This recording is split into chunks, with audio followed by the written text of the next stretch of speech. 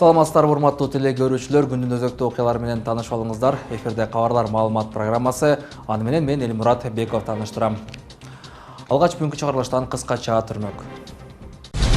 Жалал Абадта өспүрүмдөргө карата зордук зомбулук көп катталып жатат. Анын себеби эмнеде? Парламент Аскаров менен Асырандиевдин талапкерлигин жактырды. Баткенде 1000 гектар жаңы жерди өздөштүрүү үчүн канал кеңейтилип жатат. Италиядагы лыжа базасы пластик буюмдарды колдонуудан баш тартты.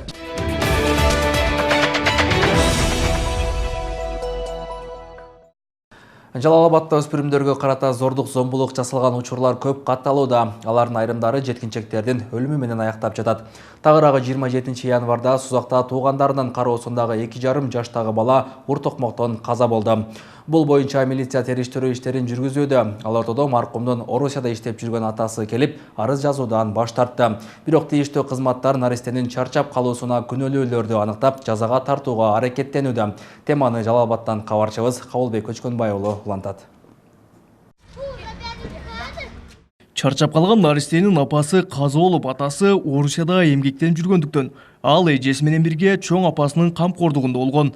Аны 27 январда жансыз абалда чоң апасы аймактык ооруканага алып барган. Бул боюнча дарыгерлер милицияга кабар берип, учурда териштирүү жүргүзүлүүдө. Бул факты Сузак райондук ички иштер бөлүмүнүн кылмыштардын жана жоруктардын бирдиктүү реестерине денеге оор залал келтирүү болуп катталып, сотко чейинки өндүрүш ачылган. Азыркы учурда сотко чейинки өндүрүш ишинин алкагында соттук медициналык экспертиза дайындалып, экспертиза азыркы учурда чыгып элек, тергөө амалдары жүргүзүлүп атат. Маркумдун атасы Орусиядан келди. Бирок баласын уртокмоктон каза болду деген версияны четке кагып, милицияга арыз жазуудан баш тарткан. Сузак райондук эмгек жана социалдык коргоо башкармалыгынын үй-бүлөнү колдоо жана балдарды коргоо бөлүмү болсо уртокмоктон чарчап калган наристенин мыйзамдуу өкүлүн дайындады. Алар тергөөдө жана сотто наристенин таламын талашат. Бул туурасында аталган бөлүмдүн башчысы Абдыкерим Мусаев билдирди. Баланын денесине сүрөткө тартып алгандарын көрдүм, мен сүрөт аркылуу көрдүм. Ошого караганда уртокмокко алынган дегенде мындай ишенүүгө болот.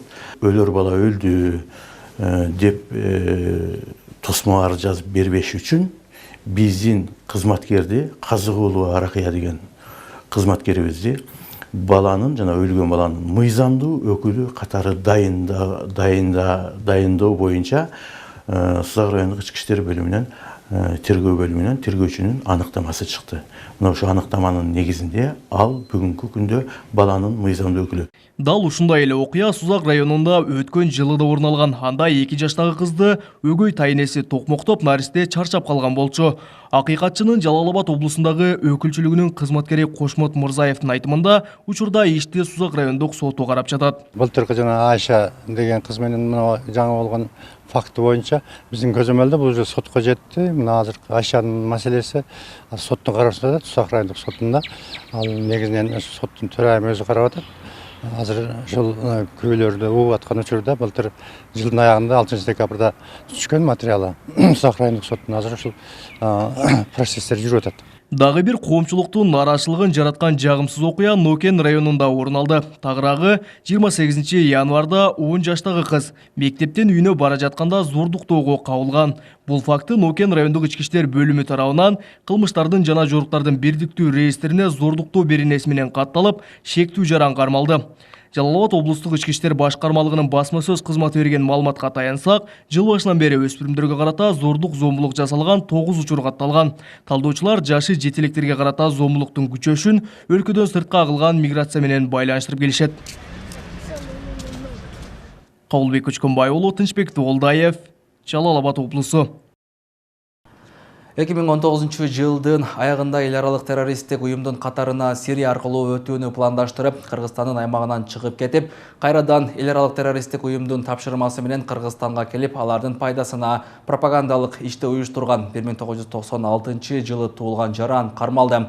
Бул тууралуу Улуттук коопсуздук мамлекеттик комитетинин маалымат кызматы билдирди. Сотко чейинки өндүрүштүк материалдын негизинде кылмыштардын жана жоруктардын бирдиктүү реестерине катталып, кармалган адам УКМКнын тергөө абагына киргизилди. Учурда ыкчам тергөө иш чаралары жүрүп жатат. Бүгін Жогорку Кеңеш вице-премьерлікке Эркин Асрандиевтен өзгөчө кырдаалдар министрлик кызматына Замирбек Аскаровдун талапкерлигин жактырды. Бул тууралуу парламенттин токтому кабыл алынды. Талапкерлерди депутаттарга премьер-министр Мухаммедкалый Абылгазиев тааныштырды. Замирбек Аскаров буга чейин вице-премьер болуп иштегенин, Эркин Асрандиев Кыргыз Орус өнүктүрүү фондун жетектеп келгенин сунушталган талапкерлер буга чейин өзүн кесипкөй жана тажрыйбалуу жетекчи катары көрсөтө алганын билдирди. Буга чейин кечээ 4 февралда алардын талапкерлиги конституциялык мыйзамдар, мамлекеттик түзүлүш, сот укук маселелери жана Жогорку Кеңештин регламенти боюнча комитети жактырган.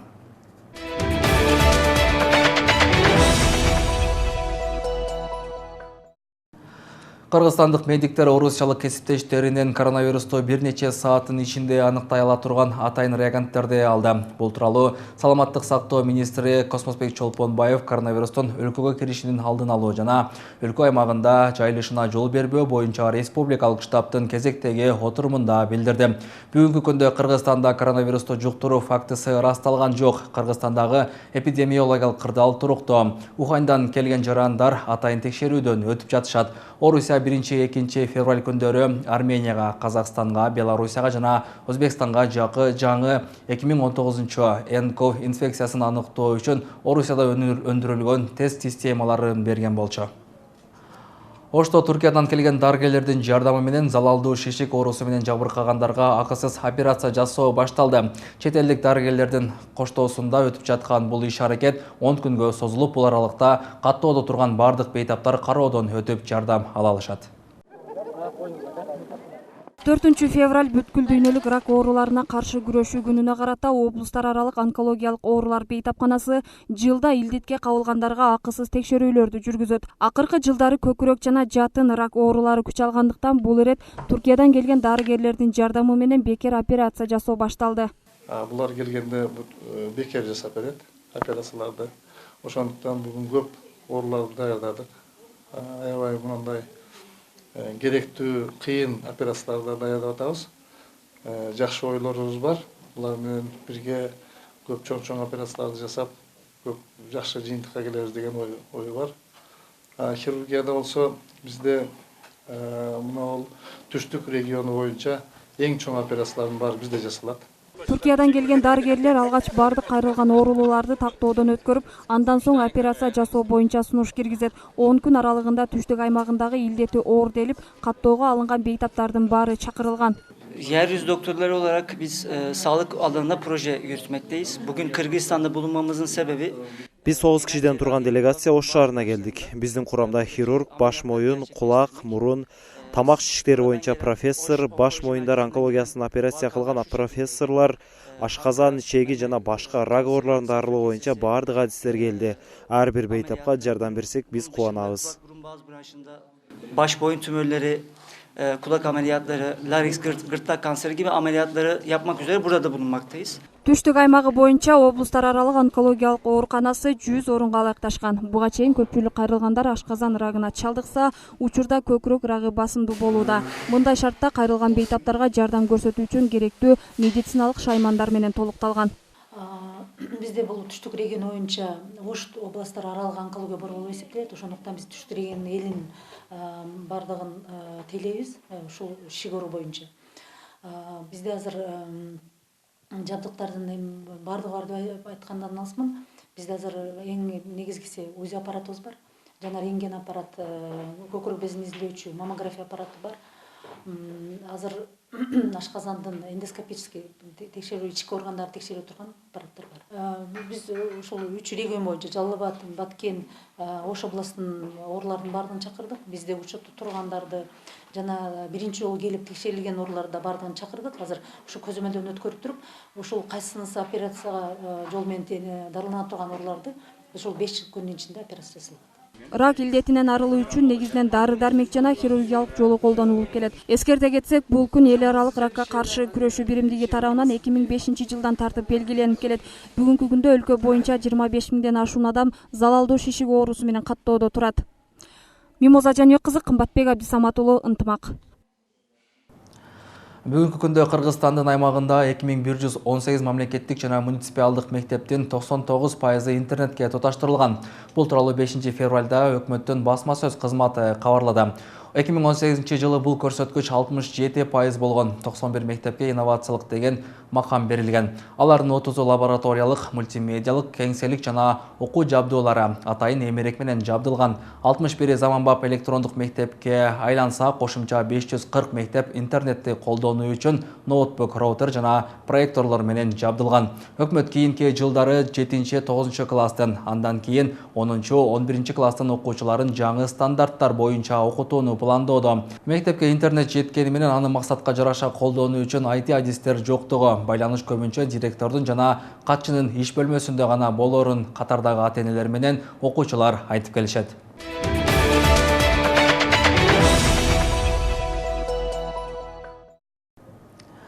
Баткен районунда 1000 гектар жаңы жерди өздөштүрүү үчүн Эр-4 каналы кеңейтилүүдө. Кытай Эл Республикасы тарабынан 500 миллион сомго жакын гранттык каражат бөлүнүп, 2017 жылы 46 чакырым каналдын курулушу башталган. Курулуш иштери 2021 жылы толугу менен бүткөрүлүп, сыйымдуулугу секундасына 4 метр кубка жетет. Каналдын курулушу менен кабарчыбыз таанышып келген. Баткен районундагы Эр-4 сугат каналы 40 жыл мурун курулган. Сыйымдуулугу 1,5 куб болгон каналдын эскилиги жетип, эгин аянттарга суу толук кантуу жетпей, аймактагы дыйкандардын негизги түйшүгү болгон. Учурда эски каналдын ордуна жаңы жана сыйымдуулугу да 2 эсе көп болгон канал курулууда. 500 гектардан 1000 гектарга чейинки жаңы баягы өздөштүрүлө турган жерлер пайда болот да. Бул негизинен Дара жана Карабак айыл өкмөтүнүн аймактарында. Бул Баткен району аймагындагы Эр-4 каналы бүгүнкү күндө толугу менен кайрадан реконструкциядан өтүп жатат. Бул реконструкциядан өтүү үчүн Кытай Эл Республикасы тарабынан атайын грант бөлүнүп, бүгүнкү күндө ошол курулуш иштери башталган.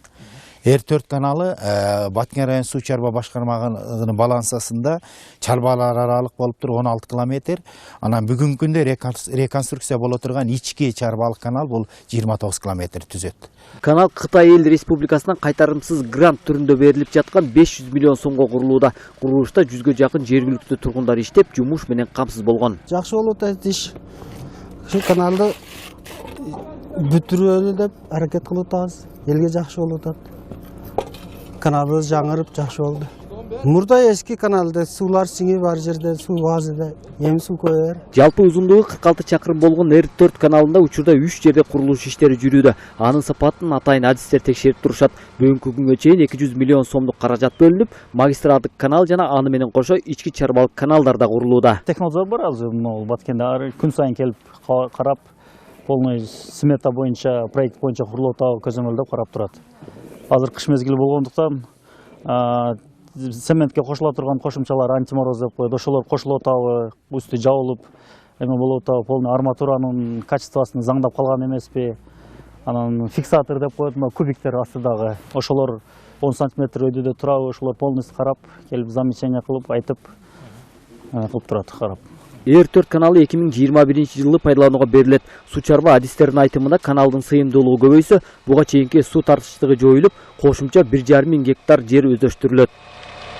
Авазбек Айтиев, Жыргал Абдижалил уулу, Ынтымак, Баткен облусу. Ош шаарында көрктөндүрүү иштеринин алгачкы этабы башталды. Бүгүн Керметөө муниципалдык аймактык башкармалыгынын Осмонов көчөсүнө 190 түп ийне жалбырактуу дарактардын көчөттөрү отургузулду. Ага Оштогу көрктөндүрүү жана жашылдандыруу чарба комбинатынын кызматкерлери тартылган. Жылдагы салыштырмалуу быйыл отургузулууга пландалган көчөттөрдүн саны көп. Ага кошумча шаарды көрктөндүрүү үчүн дагы кандай иш-аракеттер жүрөт? Кийинки материалда сөз болот. Жаз айын утурлай Ош шаарында ийне жалбырактуу дарактардын көчөттөрүн отургузуу башталды. Бул самалыктын биринчи этабы Осмонов көчөсүндө башталып, шаар жетекчилеринин жана тургундардын катышуусу менен 190 түп көчөт тегилди. Быйылкы жылгы планыбызда Ош шаарында 800 дана ийне жалбырактуу, 1,5 миң дана жаз жалбырактуу көчөттөрүн эгелдеп даярдап көрүп атабыз. Кудай кааласа бунун баардыгы шаардын арасында парк скверлерге, көчөлөргө эгилет. Мындан тышкарыда биз мисалы үчүн мынабу шаарыбызга быйылкы жылы жаңылык кылып жоо газын гүлүн эгелдеп даярдап көрүп атабыз. Азыр бүгүнкү күндө теплицабызда 10 миң дана жоо газын гүлү өстүрүлүп даярдалууда. Быйыл жергиликтүү бюджеттин эсебинен шаарды көрктөндүрүү ишканасына каражат бөлүнүп, эгилүүчү көчөттөрдүн саны жылдагыдан көп. Шаар башчысынын айтымында быйыл экологияга өзгөчө көңүл бурулат. Шаарды көрктөндүрүү иштерине байланыштуу жакынкы айларда аймактык башкармалыктар, мекеме, ишканалар арасында сынак жарыяланат. Бадал көчөттөрүн мына быйыл 15 миңге жакын дагы ушу шаар боюнча эгилет. Биз шаардык мэрия март айынан баштап туруп 3 айлык жарыялап атабыз. Негизгиси эле быйыл ушул өзүнчө критерийлер болот. Биз 3 айлык жарыялаганда мекеме, ишканалар, көп кабаттуу үйлөр, ушул ар бир квартальный комитеттерде ушул канча ушул көрктөндүрүүгө көңүл буруп атат, канча көчөттөрдү эгип атат, ушу кварталын кандай жасап атат, ошого көңүлдөрдү буруп, анан 3 айлык жарыялап, биз кызыктыруучу сыйлыктарды коюп беребиз да. Шаарга көрк кошуп турган көчөттөрдүн баары көрктөндүрүү ишканасынын күнөсканасында өстүрүлөт. Андан көчөттөрдүн түрүн кездештирүүгө болот. Бул жайда негизинен бадалдын көчөттөрү отургузулат. Ал эми сиздер көрүп жаткан бул көчөттөр 1 жылдан кийин эгүүгө даяр болуп калат. Мындагы кызматкерлердин айтымында шаарга болушунча өздөрү өстүргөн көчөттөрдү отургузууга аракет кылышат. Бадал көчөттөрү эгилип бүткөн соң гүлдөрдү отургузуп башташат. Күнөсканада көчөттөрдү сактоо, аларды тигүүгө жарамдуу кылып өстүрүү түйшүктүү иш экендигин айтышат. Ага кошумча 1000 түптөн ашыгыраак арча көчөттөрү өстүрүлүп жатат. Көбүнчө көчөттөрдү мүмкүн болсо өзүбүздүн эмеден питомниктерден чыгарганга аракет кылабыз. Анан кээде гана өзүбүздө баягы жок көчөттөрдү бир сырттан эмес, баягы келишим негизинде ички баягы бизнесмендер деп коебуз, ички питомник өздөштүргөн частный секторлор бар. Кээде эме болбогондо ошол жеке жактардан алабыз, кээде гана. Бул өтө аз өлчөмдө. 2020-жылга карата шаарга жалпысынан 800 түп ийне жалбырактуу, 1500 түп жазы жалбырактуу жана 80 000 түп бадал көчөттөрүн отургузуу пландалган. Мындан сырткары муниципалдык аймактык башкармалыктар тарабынан шаардын аймактарына 20 000 түп дарактардын көчөттөрү отургузулат. Мимоза Жаныбек кызы, Бексултан Абиев, Ынтымак.